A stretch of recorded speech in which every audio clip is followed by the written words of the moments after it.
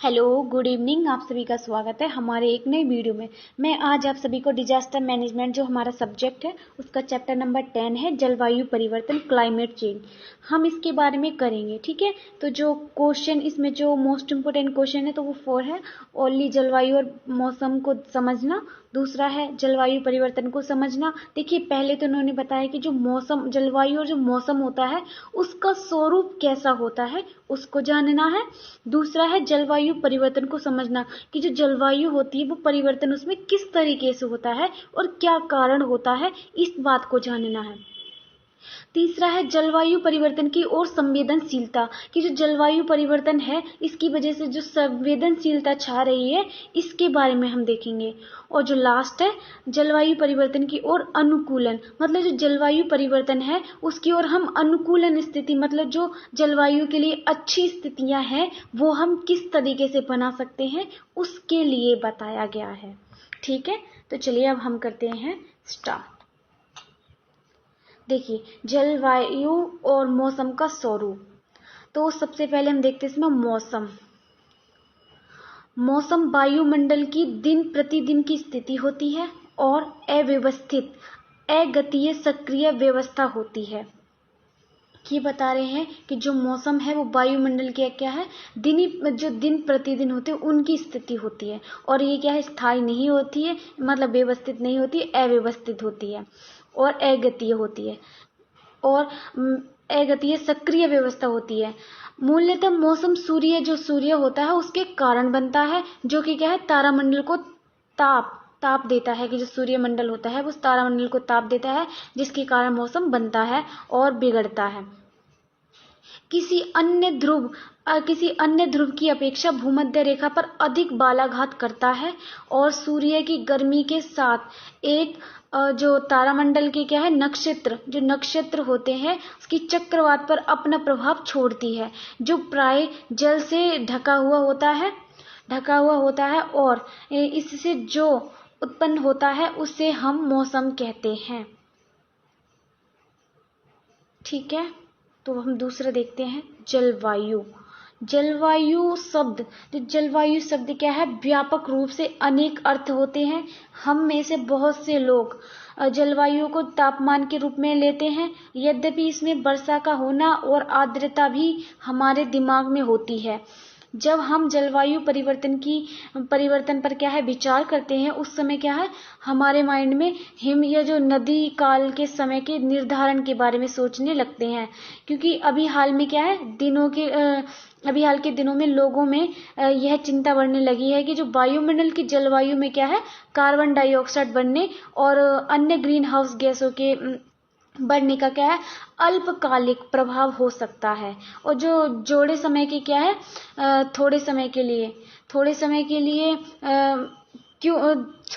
के लिए ही क्यों ना हो, लेकिन ये क्या है, महत्वपूर्ण होता है। और जो जलवायु और औसत तापमान शक्कर की मात्रा सूर्य के प्रकाश के दिन और अन्य विभिन्न तत्व सम्मिलित होते हैं, जो कि क्योंकि पृथ्वी की क्या है, पर्यावरण में होने वाले परिवर्तन भी जलवायु को परिवर्तन करने में समर्थ होते हैं। कि जो पृथ्वी में जो भी परिवर्तन होते हैं उसको करने में भी क्या है, जलवायु परिवर्तन को करने में समर्थ होते हैं। और जलवायु का आकलन या निर्धारण एक व्यापक स्तर के ढांचे और बल के द्वारा किया जाता है। और सूर्य से पृथ्वी की स्थिति 93 मिलियन मील की दूरी पर स्थित पृथ्वी की स्थिति के साथ वास्तविक स्थान से की जाती है, जो भूमध्य रेखा से क्या है,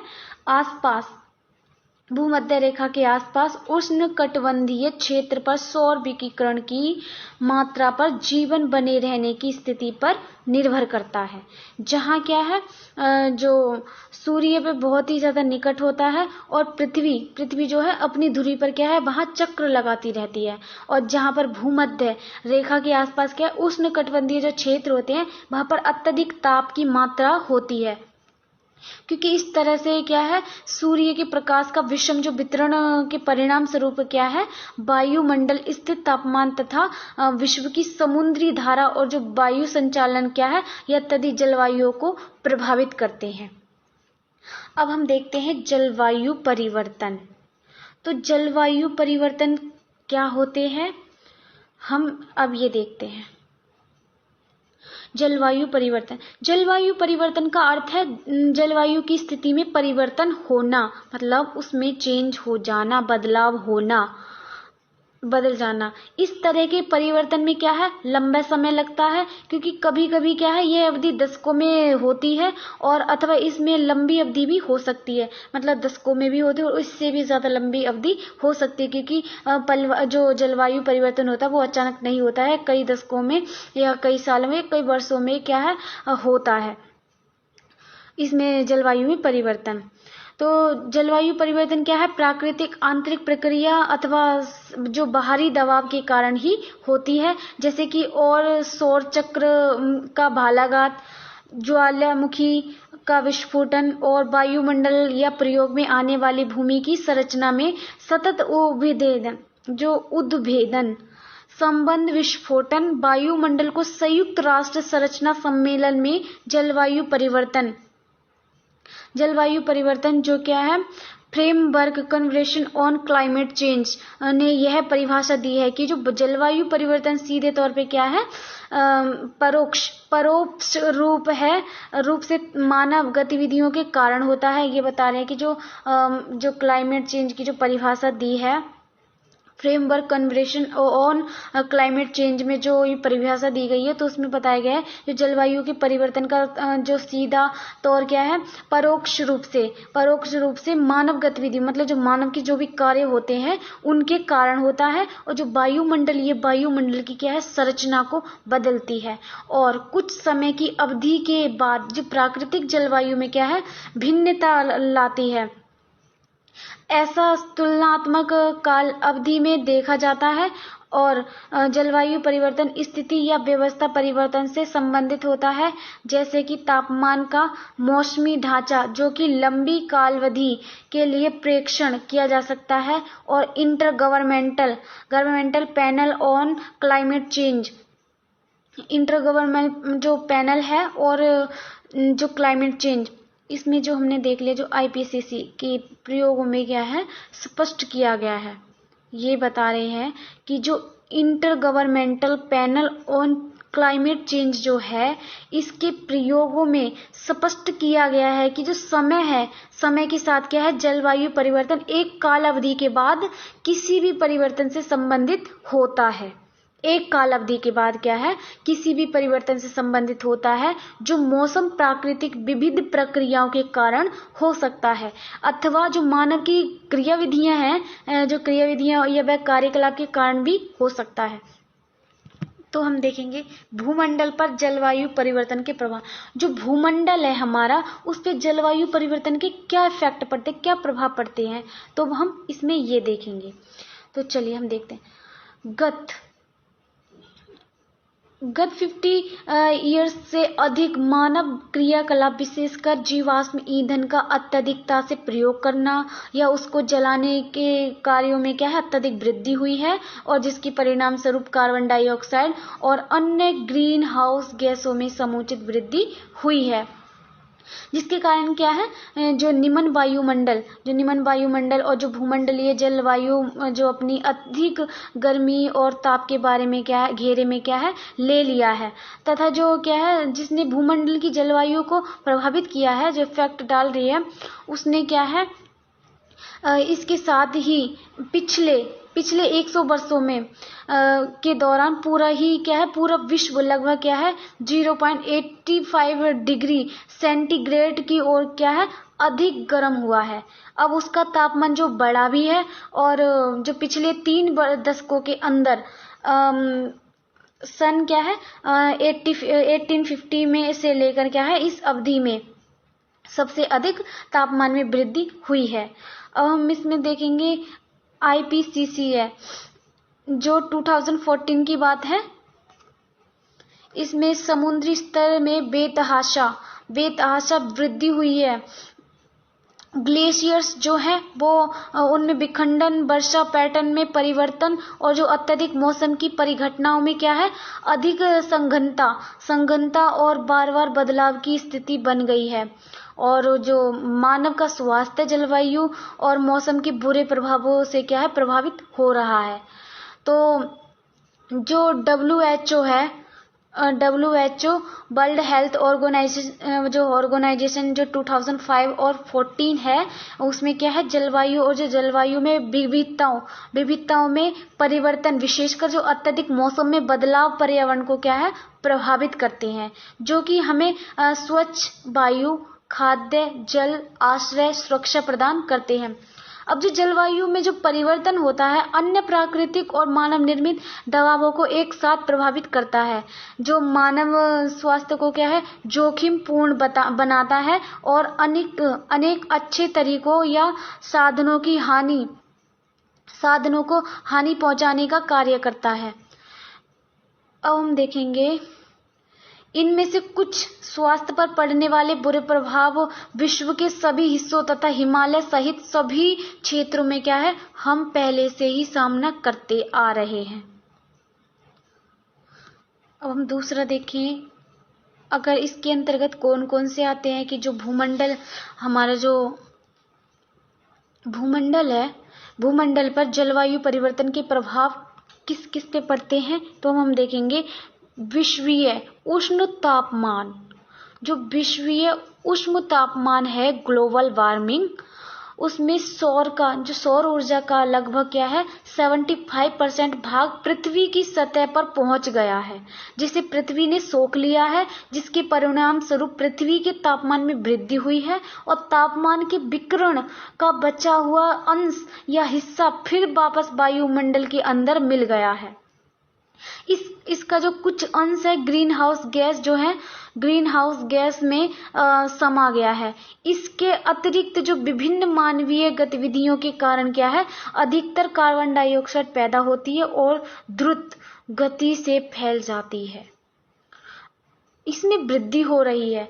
और यह विश्वीय उष्ण तापमान ग्लोबल वार्मिंग में और वृद्धि करने और होने का मुख्य कारण है, जो 2008 के अकॉर्डिंग बता रहे हैं।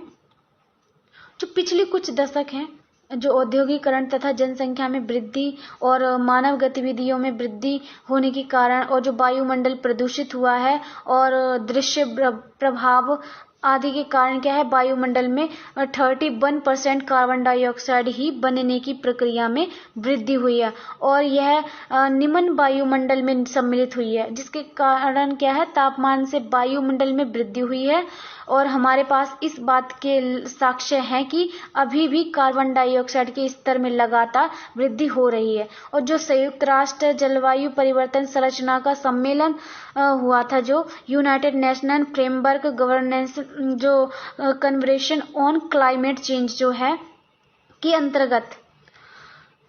अंतर्गत क्या है, जलवायु परिवर्तन की गंभीरता पर क्या है, विचार किया गया और ग्रीन हाउस जो गैसों के प्रभाव को क्या है, कम करने के लिए अनेक देशों ने क्या है, सहमति दर्शाते हुए अपने हस्ताक्षर किए।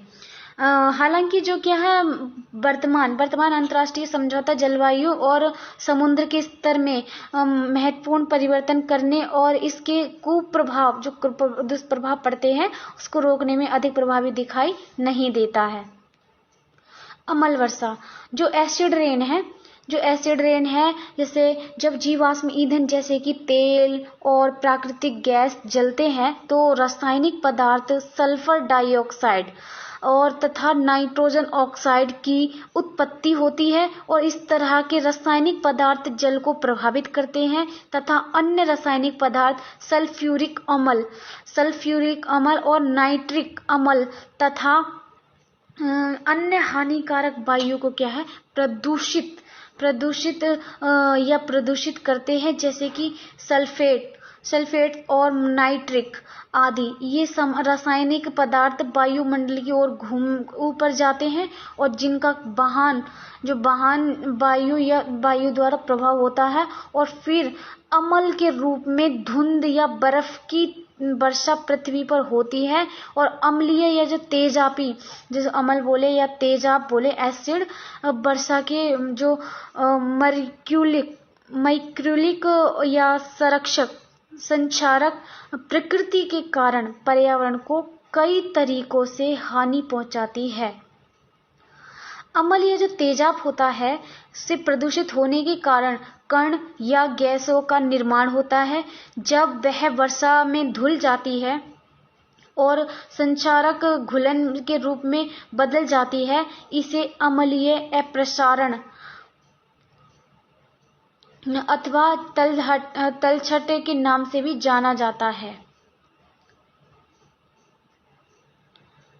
अब हम देखते हैं जो ओजोन परत का क्या जो अवक्षय किस तरीके से हो रहा है। अब हम देखते हैं, जब ऑक्सीजन पर क्या है, सूर्य की किरणों का प्रभाव पड़ता है अथवा उस पर जो प्रकाश पड़ता है, इसके माध्यम से क्या है, ओजोन का निर्माण होता है और ये पृथ्वी के तल से ऊपर लगभग 20 से 50 किलोमीटर की ऊंचाई पर एक परत बनी होती है और ये क्या है, वायुमंडल में सूर्य की किरणों का निर्माण होता है और क्या है, इसे जो प्राकृतिक रूप में बनी रहती है और लेकिन यह बहुत धीमी गति से बनती है या इसका निर्माण होता है। और जो ओजोन एक शक्तिशाली गंध सहित अत्यधिक जहरीली गैस होती है। यह एक ऑक्सीजन का रूप होती है जो कि इसके जो प्रत्येक अणु में क्या है, परमाणु मौजूद होता है। यह धरातल के स्तर पर प्रदूषण के रूप में मानी जाती है तथा यह स्वास्थ्य के लिए बहुत ही घातक होती है और इसके कारण श्वास या श्वसन की बीमारी पैदा होती है, जैसे कि अस्थमा और ब्रोंकाइटिस आदि। ये तरीका है। इसके कारण जो वनस्पति हैं, पेड़ पौधे और भूमि पर भी रबर की तरह से छा जाती है, जिससे भूमि और वनस्पति नष्ट हो जाते हैं। ऊपर से क्या है, वायुमंडल में ओजोन से हालांकि सभी तरह के प्राणियों होते हैं, प्राणियों की रक्षा होती है, क्योंकि इसके रहने से सूर्य की खतरनाक जो यूवी विकिरण पृथ्वी पर सीधा प्रभाव नहीं डालते हैं, जिससे क्या है, सूर्य की यूवी किरणों को क्या है, जो पृथ्वी की रक्षा होती है। और ये ओजोन परत की जो कि वायुमंडल के ऊपर में क्या है, वायुमंडल के ऊपर स्थित है और जो सूर्य की यूवी किरणों को क्या है, अपने आप में सोख लेती है, जिससे उनको क्या है, धरातल पर पहुंचने से रोक देती है, जिसके कारण पृथ्वी पर रहने वाले लोगों की रक्षा होती है। जिसमें जो गैस जो इतनी जहरीली गैस जो है, वो हमारे ओजोन परत को क्या है, नुकसान पहुंचा रही है, जिससे मानव जीवन पे भी खतरा है, उसमें भी बीमारियां उत्पन्न होने की संभावना है। तो जिस तरीके से जो प्रदूषण चल रहा है और जो इतनी जहरीली गैसों का जो उत्सर्जन हो रहा है, वो हमारे जो मानव जीवन के लिए बहुत ही ज्यादा खतरनाक है। अब देखते हैं हम जो परमाणु दुर्घटना और परमाणु सिद्धांत। देखिए, जो परमाणु ऊर्जा पर अनुसंधान किया गया और मनुष्य ने इसे जीवाश्म ईंधन के रूप में क्या है, स्वच्छ और सस्ती ऊर्जा के वैकल्पिक स्रोत के रूप में निर्माण कर दिया गया है। इसको मानवीय प्रयोग के लिए बना दिया गया है। यद्यपि परमाणु ऊर्जा के लाभों के साथ साथ इसको क्या है, कारण अनेक घटनाएं और घटती हैं, इसलिए इसके क्या है, प्रयोग में भी गिरावट आई है और लोगों के जीवन को भी हानियां हुई हैं। परमाणु ऊर्जा के संक्षिप्त जो इतिहास में क्या है, असंख्यक घटनाएं घटी हैं, दुर्घटनाएं हुई हैं। एक परमाणु दुर्घटना जो असंख्यक जीवन का ग्रास बन जाती है। लंबी अवधि के रोग पैदा होते हैं कि जब भी कोई भी दुर्घटना घटती है परमाणु ऊर्जा या किसी तरीके से, तो वो क्या है, सदियों तक लोगों की स्वास्थ्य को प्रभावित करती है। ठीक है, तो हम देखते हैं जो एक परमाणु दुर्घटना असंख्यक जीवन का क्या है, ग्रास बन जाती है और लंबी अवधि के रोग पैदा होते हैं और संपत्ति की हानि भी होती है। और ये व्यापक बहुत बड़े पैमाने पर क्या है होती है, पैमाने के रूप में प्रभाव दर्ज कराती है और लंबी अवधि तक क्या है इसका दुष्प्रभाव बना रहता है। और जो परमाणु विकिरण के कारण और कैंसर, जेनेटिक रोग या विकलांगता तथा जो प्रभावित क्षेत्रों में अगले दशकों तक लोगों की मृत्यु होती रहती है और अपंगता के साथ जो भयानक बीमारियों का कारण बनती है। इस तरह से क्या है, ये कहा जा सकता है कि जो आगे आने वाली पीढ़ियां हैं उनको भी इसी तरह के स्वरूपों में घातक और भयानक प्रभावों को बहन करना या सहन करना पड़ेगा। सहन करना पड़ेगा। अब हम देखते हैं कि जो जलवायु है परिवर्तन की ओर संवेदनशीलता, उसकी संवेदनशीलता कैसी है। तो ये रहा इसमें जो भी है इतना सारा, और ये लास्ट क्वेश्चन है और फिर हमारा चैप्टर खत्म है। तो जलवायु हम देखते हैं, जलवायु परिवर्तन मतलब जलवायु परिवर्तन की ओर क्या है, संवेदनशीलता।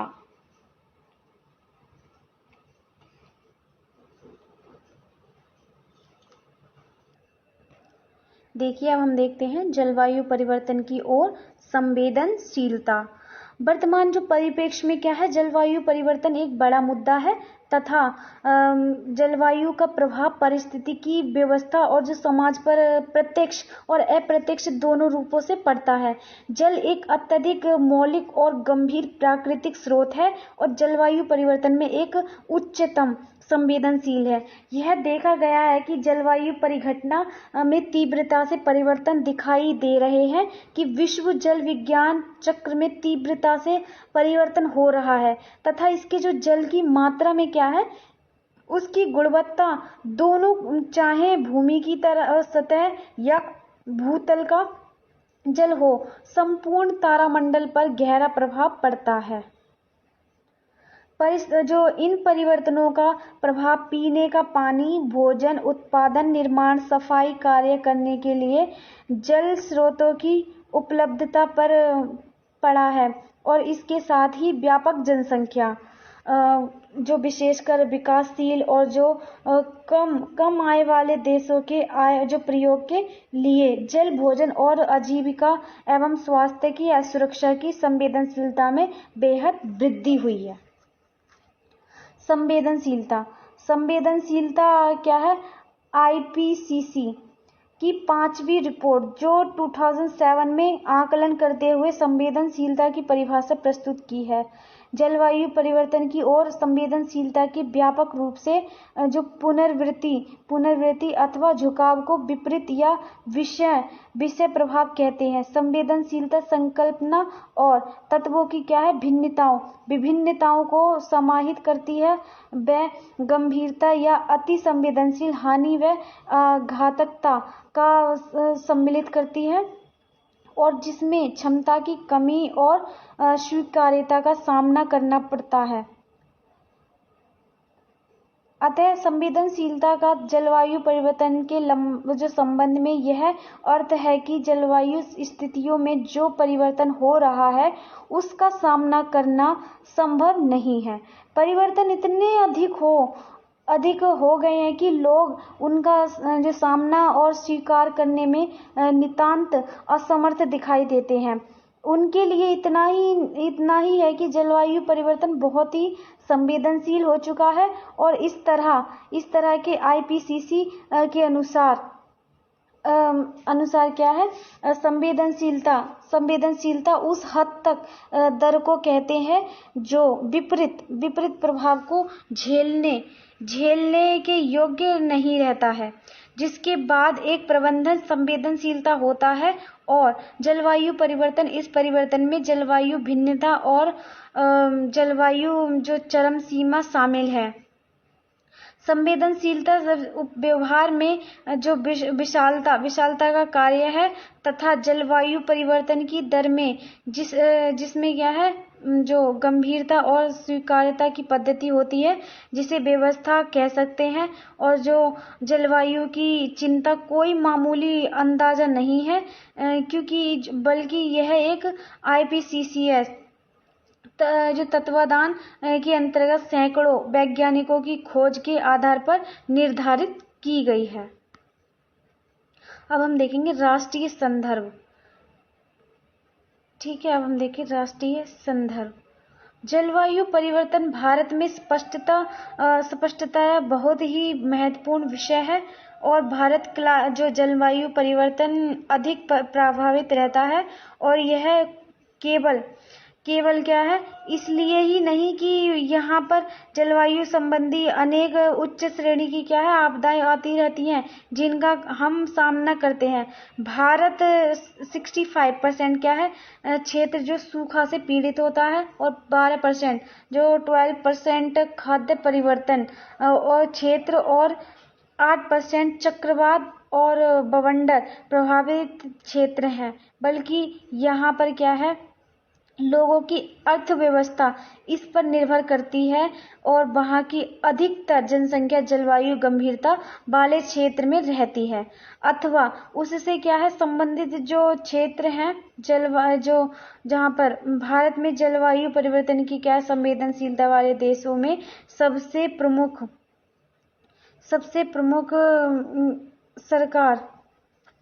प्रमुख है भारत सरकार इस विषय पर बहुत ही गंभीर है और संदर्भित करता है कि मंत्रालय का मानना है कि और जो मंत्रालय का मानना है कि भारत जैसा कोई अन्य देश विश्व में नहीं है जिसमें संवेदनशीलता के इतने सारे आयाम हो। हमारे हिमालय की क्या है 7000 किलोमीटर लंबी तटीय पट्टी मौजूद है जिसमें क्या है संयोग से हमारे मुख्य खनिज पदार्थ व्यापकता से भरे पड़े हैं। हमारे विभिन्न जो कई बहुआयामी क्षेत्रों में जलवायु का व्यापक प्रभाव दिखाई देता है और कठोर परिश्रम या वैज्ञानिक आधारित आकलन के द्वारा हमारी स्वीकार्यता या अपनाई गई कार्यनीति को प्रकाशित किया गया है तथा उसको निश्चित किया गया है। जलवायु परिवर्तन की ओर संवेदनशीलता कुछ अत्यधिक संवेदनशील क्षेत्र जो देखिए हम बता रहे हैं इसमें जो जलवायु परिवर्तन की क्या है और संवेदनशीलता तो इसमें बता रहे हैं कि अत्यधिक जो सबसे ज्यादा संवेदनशील क्षेत्र होते हैं जलवायु परिवर्तन में उन क्षेत्रों की हम बात करेंगे।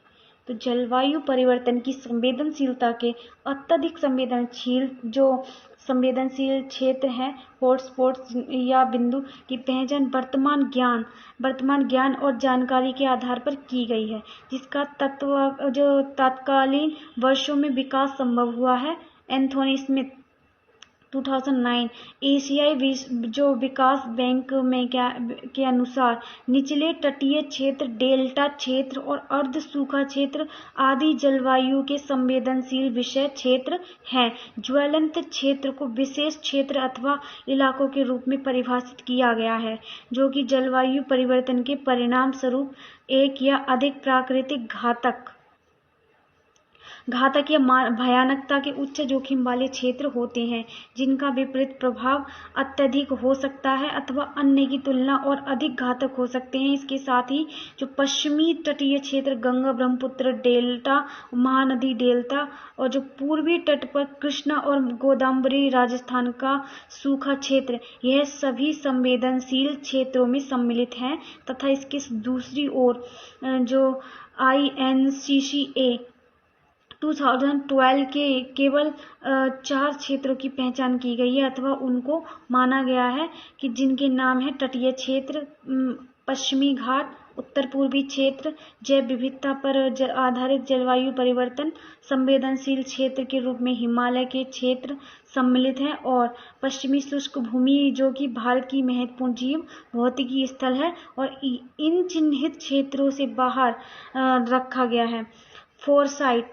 फोरसाइट ग्रुप ने शुष्क भूमि पहाड़ी क्षेत्र एवं ऊंचे नीचे तटीय मैदान तथा जलवायु परिवर्तन के संवेदनशील क्षेत्र जो मानक के रूप में इनकी पहचान की है, जो कि अभी तक वास्तविकता के अपूर्ण प्रतिनिधि समझे जाते हैं तथा इनकी पहचान करने में भिन्नता होती है। अब हम देखेंगे ये इंडियन हिमालय रीजन। जो भारतीय हिमालय क्षेत्र है पश्चिमी और पूर्वी हिमालय राज्यों के चारों ओर फैला हुआ है तथा पर्वत जो ये बता रहे जो पश्चिमी है और जो पूर्वी राज्य हैं इनके चारों ओर क्या है, हिमालय जो क्षेत्र वो फैला हुआ है तथा जो पर्वतीय व निचले जो प्रभाव में क्या है, समुदाय के लिए कठिन परिस्थिति की जो सेवाएं उपलब्ध कराई गई हैं। भारतीय हिमालय क्षेत्र व्यापक क्षेत्र में फैला हुआ है। इसमें लगभग 17% क्षेत्र स्थायी रूप से बर्फ ग्लेशियर से ढका हुआ है और 30 से 40% क्षेत्र मौसमी बर्फ से ढका हुआ है। यह केवल ठंडे मौसम में बर्फ से ढका हुआ होता है। इससे जल कुंडों एवं गहरे तालाबों का निर्माण होता है। इससे बाहर मासों यानी कि पूरे वर्ष तक नदियों को पानी मिलता रहता है और अर्थात वे नदियां हमेशा पूरे पानी के साथ हमेशा बहती रहती हैं। जो पीने का पानी कृषि और जल विद्युत निर्माण में काम आता है, जिनका स्रोत हिमालय और हिमालय से निकलने वाली नदियां होती हैं। भारतीय हिमालय क्षेत्र में देश की लगभग 4% जनसंख्या निवास करती है और यहाँ से प्रत्यक्ष अथवा अप्रत्यक्ष रूप से अपनी आजीविका कमाती है तथा यहाँ पर औसतन जो भूमि धारक बहुत कम है और फिर भी प्रत्येक परिवार के पास 1 हेक्टेयर से कम भूमि ही होती है। अधिकतर कृषि की आय जीवन निर्वाह योग्य होती है और ये अच्छी फसल पैदा होने के लिए समुचित मौसम की आवश्यकता होती है।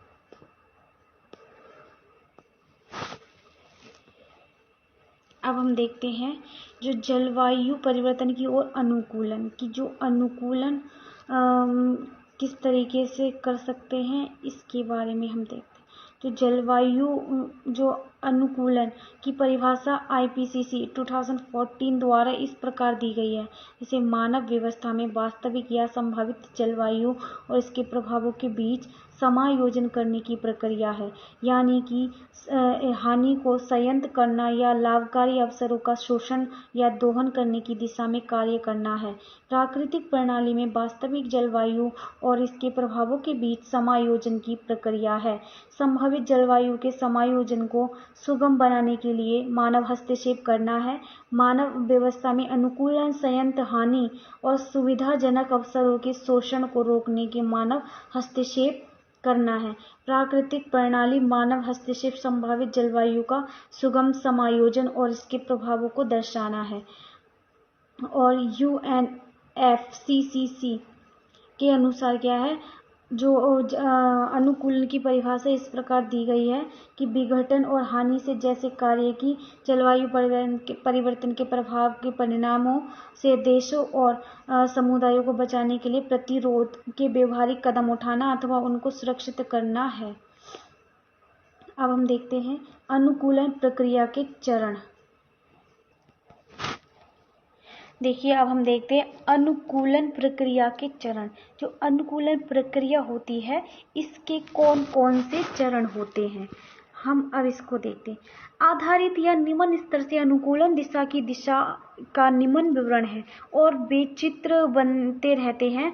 और जब अनुकूलन का नियोजन राष्ट्रीय, राज्य, जिला, खंड या पंचायत स्तर पर हो तो वो किस तरीके से होता है, देखिए। अनुकूलन की आवश्यकता की पहचान करना, अनुकूलन के विकल्पों की पहचान करना, अनुकूलन के विकल्पों का मूल्यांकन करना, नियोजन और कार्यान्वयन करना, पर्यवेक्षण और मूल्यांकन करना, ये सभी क्या है, इसके चरण हैं। तो जो भारतीय हिमालय क्षेत्र में जलवायु परिवर्तन की ओर अनुकूलन है तो हम इसको देखते हैं।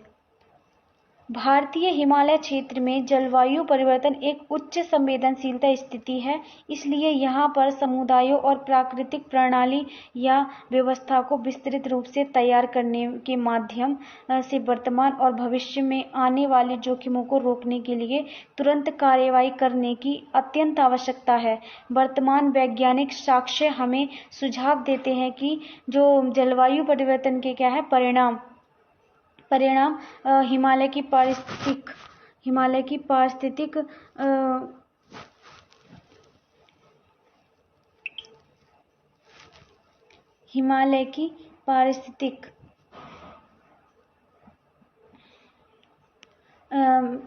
पारिस्थितिकी में अस्थिरता पैदा हो गई है, जिससे प्राकृतिक संसाधनों के संयोजन और उसके जो वितरण में भारी रुकावट सामने आई है, और जिसमें कि जल, वन और कृषि जैव विविधता सम्मिलित है। अतः भारतीय हिमालय क्षेत्र में वर्तमान और भविष्य में आने वाले जलवायु परिवर्तन के जोखिमों को रोकने के लिए अनुकूलन व्यवस्था करना अत्यंत आवश्यक है तथा इसके लिए विस्तृत व्यापक तैयारी करने की आवश्यकता होती है। भारत सरकार 2010 GOI गोल जो IPCC है के अनुसार 2014 के अकॉर्डिंग अनुकूलन की आवश्यकता उस समय पैदा हुई जब जलवायु परिवर्तन के पूर्व संभावित जोखिम या अनुभव प्राप्त प्रभावों को रोकने के लिए आवश्यकता अनुभव की गई है, जैसे कि पारिस्थितिकी जो प्रणाली और उनकी सेवाओं सहित मानव जनसंख्या